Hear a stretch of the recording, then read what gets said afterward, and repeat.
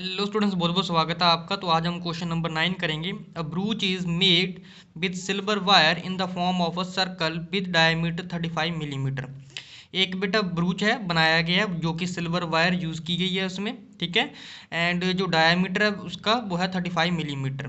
तो wire is also used in making 5 diameters which divides the circle into 10 equal sector as shown in figure। तो कह रहा है कि जो सिल्वर वायर है वो डायमीटर बनाने में भी यूज हो रही है। तो टोटल डायमीटर जो है सर्कल में 5 है। तो ये जो 5 डायमीटर है वो सर्कल को 10 इक्वल पार्ट्स में डिवाइड कर रहे हैं। तो सबसे पहले कह रहा है कि total length of silver wire required. तो कह रहा है कि जो पूरे सर्कल बनाने में प्लस जो हमारे पास ये लाइनें हैं बीच में जो डायमीटर है टोटल 5 है, इन सभी को मिला करके टोटल सिल्वर वायर कितनी यूज़ होगी वो फाइंड आउट करना है। उसके बाद area of each sector of ब्रूच, तो हर एक सेक्टर का हमें क्या निकालना है बेटा, एरिया निकालना है। बेटा जैसे क्वेश्चन में डायग्राम बनाई थी तो कुछ डायग्राम इसी तरीके से हमने यहाँ पर ड्रॉ कर लिया है, ठीक है।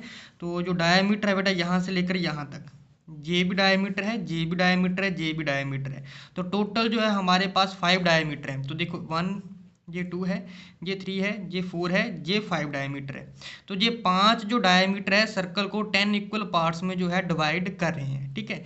तो गिन भी सकते हो 1 2 3 4 5 6 7 8 9 10, तो 10 इक्वल पार्ट्स में ये डिवाइड भी कर रहे हैं, ठीक है। अब ये 5 डायमीटर है, इसमें भी सिल्वर वायर यूज हुई है और ये सर्कल का जाने की ये बाहर वाला जो हिस्सा है, ठीक है, सर्कल की बाउंड्री एक तरीके से बनाने के लिए भी सिल्वर वायर यूज की गई है।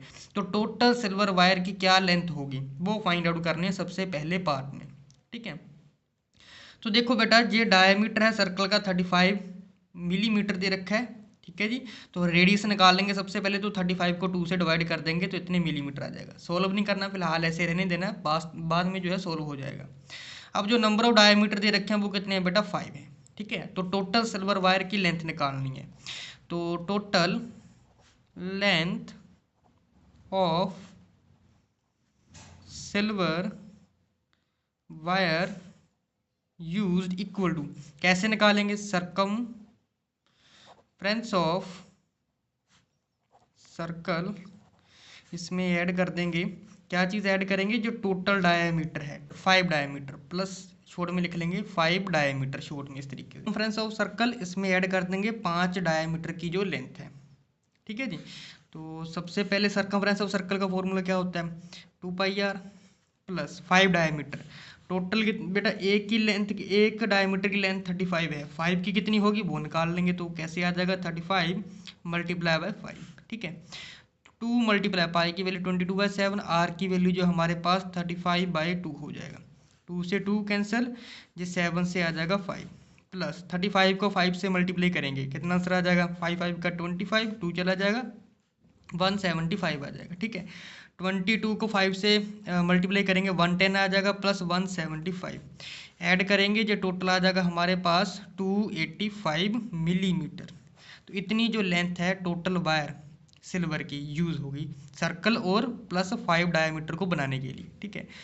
अब कह रहा है कि ये जो सर्कल के डायमीटर है इससे जो हमारे पास सेक्टर बन के आए हैं, तो हर एक सेक्टर का जो है कितना एरिया होगा वो फाइंड आउट करना है, ठीक है। तो हम क्या करेंगे, सिर्फ एक ही सेक्टर का एरिया निकालेंगे। तो जितना एक सेक्टर का एरिया होगा उतने ही बाकी के जो 9 सेक्टर बने हुए हैं वो उसके बराबर आ जाएंगे, बिकॉज ऑफ हमें क्वेश्चन में गिवन दे रखा है कि सभी के सभी पार्ट्स जो है एक दूसरे के बराबर हैं, ठीक है।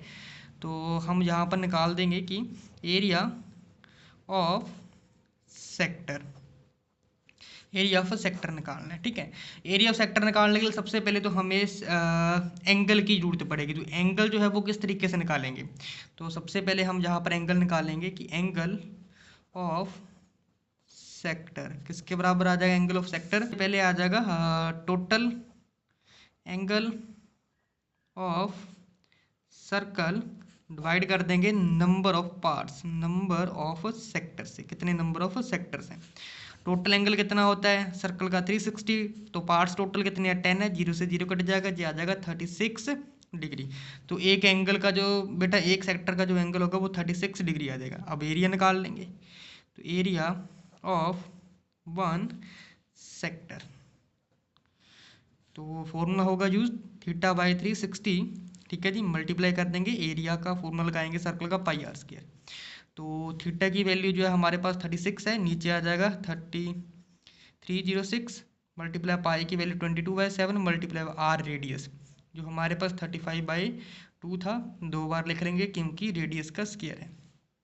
ठीक है जी, तो जे हमारे पास क्या आ जाएगा 10।